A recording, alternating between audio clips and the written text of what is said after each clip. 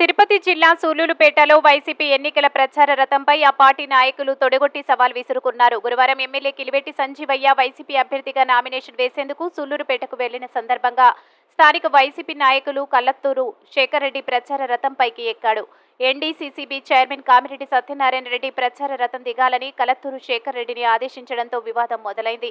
అవమానంతో ఊగిపోయిన కల్లత్తూరు శేఖర్ రెడ్డి చెప్పు చూపించి "నువ్వా నేనా చూసుకుంటాం రారా" అంటూ దూషిస్తూ తొడగొట్టి సవాల్ విసిరారు. ఒకే పార్టీకి చెందిన ఇద్దరు నేతల మధ్య ఇటీవల కొంతకాలంగా వివాదాలు కొనసాగుతూనే ఉన్నాయి. ఎన్నికల వేళ ఇలా నాయకుల మధ్య వివాదాలు తారస్థాయికి చేరుతుండటంతో ఎన్నికల బరిలో ఉన్న కిలివేటి సంజీవయ్యకు తలనొప్పిగా మారింది.